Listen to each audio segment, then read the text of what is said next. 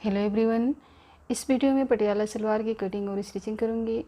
तो फैब्रिक लिया है 3 मीटर और फैब्रिक की विड्थ है 44 इंच। फैब्रिक को इस तरीके से ओपन करना है और 2 फोल्ड करना है विड्थ में। अब हमें सबसे पहले सलवार के पार्ट की कटिंग करनी है। तो ऊपर 6 इंच बेल्ट का छोड़ते हुए इस तरीके से टेप रखना है और सलवार की टोटल लेंथ लेनी है। टोटल लेंथ है 40 इंच पर मार्क करेंगे और 1 इंच मार्जिन का प्लस करेंगे। तो इस तरीके से 41 इंच पर मार्क करना है और यहाँ से स्ट्रेट लाइन ड्रॉ करके कपड़े को कट करना है।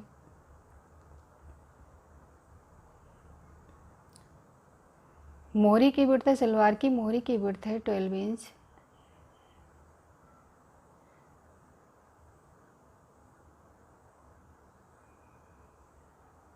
तो इस तरीके से 1 इंच मार्जिन का प्लस करके 13 इंच पर मार्क करना है और सारी मार्किंग को मिलाते हुए स्ट्रेट लाइन ड्रॉ करेंगे और यहाँ से फैब्रिक को कट करेंगे।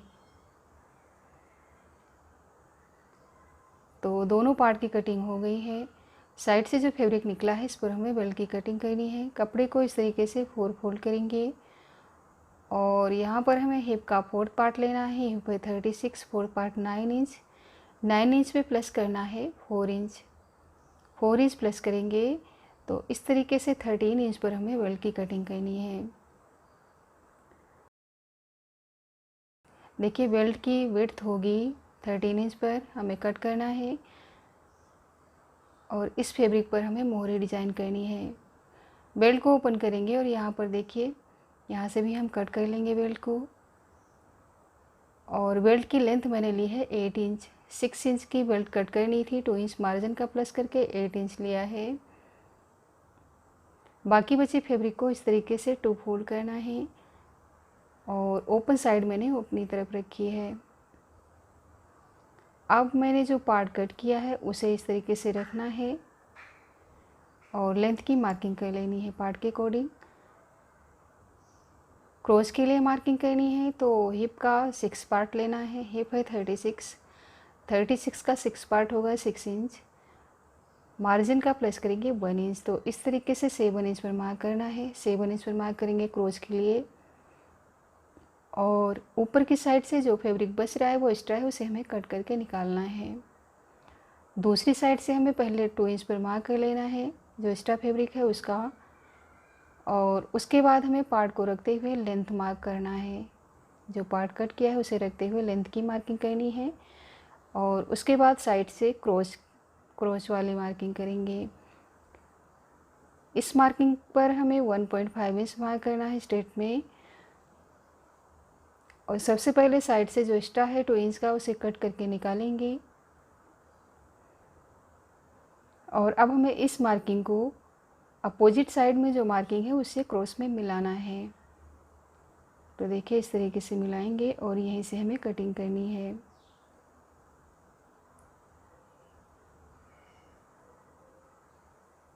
यहाँ से हमें क्रॉस में कट कर लेना है। इस तरीके से पार्ट को उठाएंगे और यहाँ से भी अटैच है फैब्रिक तो कट कर लेंगे। 2 कलियाँ हैं ये और ये है 2 कली दूसरे साइड की। यहाँ से भी फैब्रिक अटैच है तो कट कर लेंगे।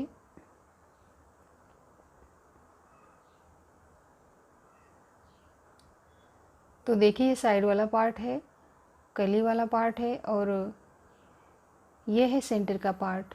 2 पार्ट है और ऊपर की साइड से बेल्ट है। कटिंग हो गई है, अब हमें स्टिचिंग करनी है। तो सबसे पहले हमें सेंटर पार्ट पर साइड वाले पार्ट को स्टिच करना है। सेंटर का 2 पार्ट है तो 1 पार्ट लेंगे और उसको उसके साइड पर हमें साइड की 2 कलियों को अटैच करना है। सेंटर पार्ट को राइट साइड पर रखना है, उसके ऊपर साइड वाले पार्ट को रॉन्ग साइड पर 1/2 इंच का मार्जिन कवर करते हुए स्टिच करेंगे।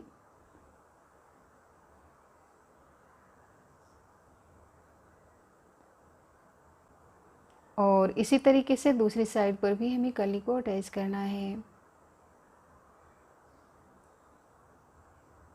सेंटर पार्ट पर साइड पार्ट को स्टिच करेंगे।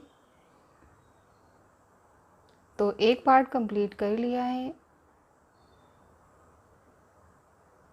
देखिए दोनों कलियों को अटैच कर लिया है मैंने सेंटर पार्ट पर। इसी तरीके से हमें दूसरा पार्ट भी कंप्लीट करना है।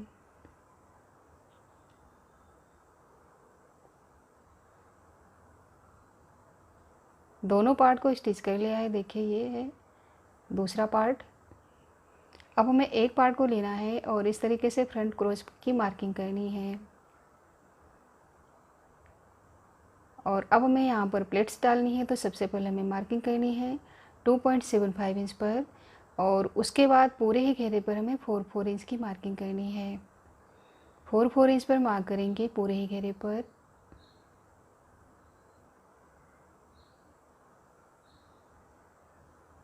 और अब हमें यहाँ पर प्लेट्स बनानी है। तो इस तरीके से क्रोच की साइड को हमें फैब्रिक को फोल्ड करते हुए प्लेट्स बनानी है और स्टिचिंग करनी है।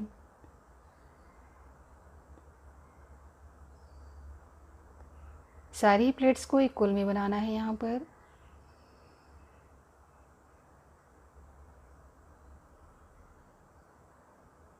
तो जो हमने 4 इंच की मार्किंग करी है उसे सेंटर पर पकड़ते हुए इस तरीके से फोल्ड करेंगे और प्लेट्स डालते हुए पूरे ही घेरे पर स्टिच करना है।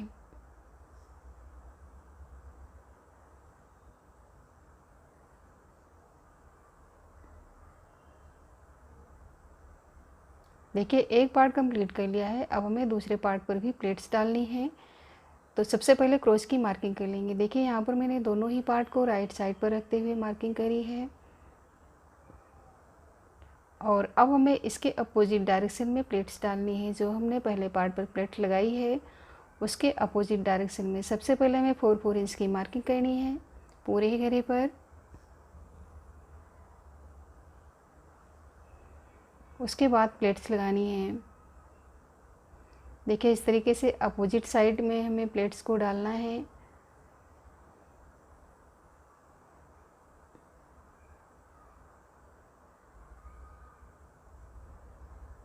और स्टिच करना है। जो मार्किंग करी है उसी के ऊपर हमें प्लेट्स लगानी है। और सारी ही प्लेट्स लगाते हुए हमें ये ध्यान रखना है कि प्लेट्स इक्वल में ही होनी चाहिए।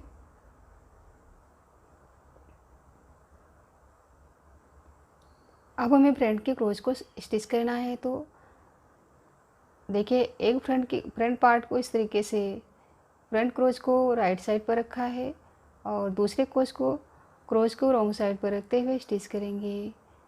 पार्ट को ओपन करेंगे और जहाँ पर स्टिचिंग करी है एक्स्ट्रा मार्जिन को फोल्ड करते हुए एक स्टिच और करेंगे यहाँ पर।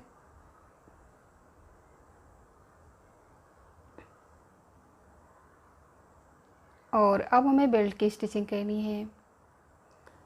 बेल्ट के 2 पार्ट थे तो सेंटर से हमें बेल्ट को अटैच करना है।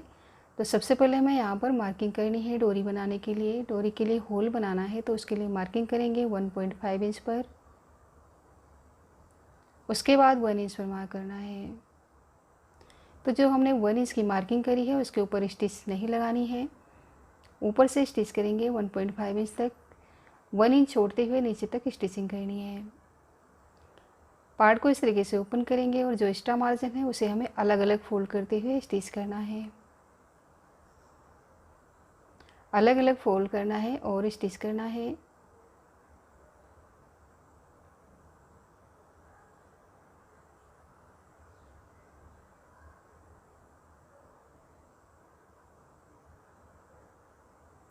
यहाँ से हमें पार्ट को घुमाते हुए दूसरी साइड भी एक्स्ट्रा मार्जिन को फोल्ड करेंगे और स्टिच करेंगे।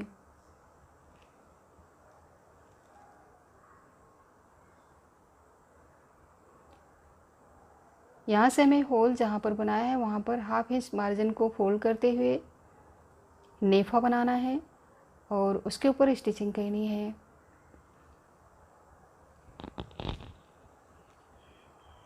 यहाँ पर हमें डोरी डालना है। तो सेंटर से एक साइड हमने स्टिच कर लिया है। इसी तरीके से दूसरी साइड भी स्टिचिंग लगानी है। देखिए यहाँ से दूसरी साइड भी हाफ इंच कपड़े को फोल्ड करते हुए स्टिच करना है।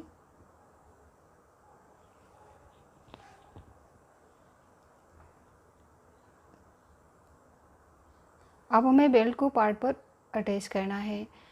तो फ्रंट का क्रोच जो है उसे क्रोच से क्रोच मिलाते हुए बेल्ट को स्टिच करेंगे। हाफ इंच का मार्जिन लेते हुए और नीचे की साइड से प्लेट्स को बराबर करते हुए बेल्ट को स्टिच करना है।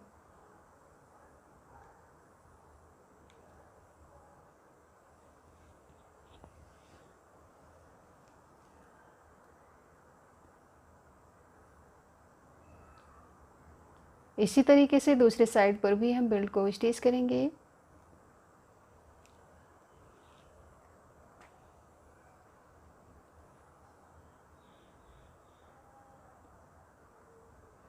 और ये स्टिच करने के बाद हमें पार्ट को इस तरीके से राइट साइड पर रखते हुए 1 फुट के गैप से बेल्ट के ऊपर हमें एक स्टिच और लगानी है। इससे प्लेट्स जो हैं वो अच्छे से सेट हो जाएंगी। और उसके बाद हमें दूसरी साइड का क्रोच भी स्टिच करना है। ऊपर बेल्ट से लेकर क्रोच तक स्टिच लगा लेंगे। मोरी पर डिज़ाइन बनानी है तो ये कैनवस पेपर कट किया है। वेट लेंथ है 2 इंच और विड्थ है 14 इंच। 2.5 इंच विड्थ में पट्टी कट करी है। और इस तरीके से एक साइड से फोल्ड करते हुए पट्टी को कैनवस को पट्टी के अंदर रखना है और एक साइड से फोल्ड करते हुए स्टिच करना है। और दूसरी साइड से भी हमें स्टिचिंग कर लेनी है।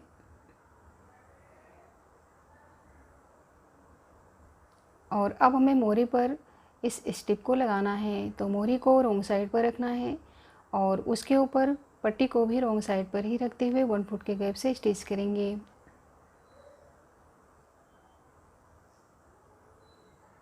वन फुट के गैप से स्टिच करेंगे और इस तरीके से ओपन करते हुए पार्ट के ऊपर हमें स्टिच लगानी है, पट्टी के ऊपर नहीं।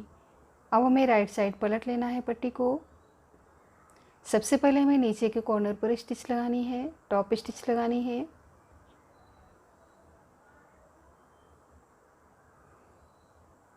और उसके बाद ऊपर वाले कॉर्नर पर स्टिचिंग करेंगे।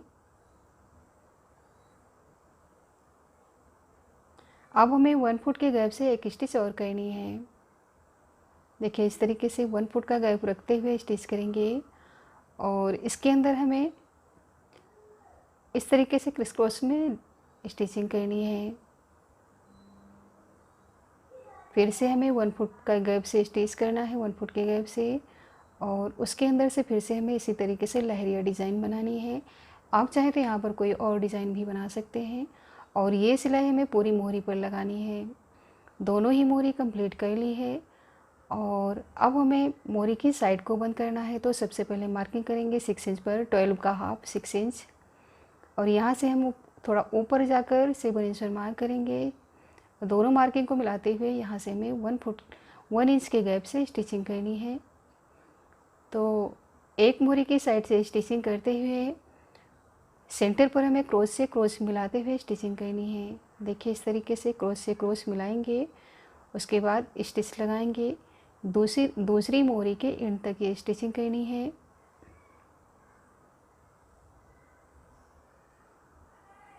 देखिए इस तरीके से।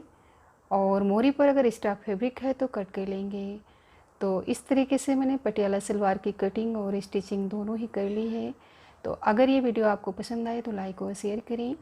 और अभी तक मेरे चैनल को सब्सक्राइब नहीं किया है तो प्लीज़ सब्सक्राइब करें। Thank you.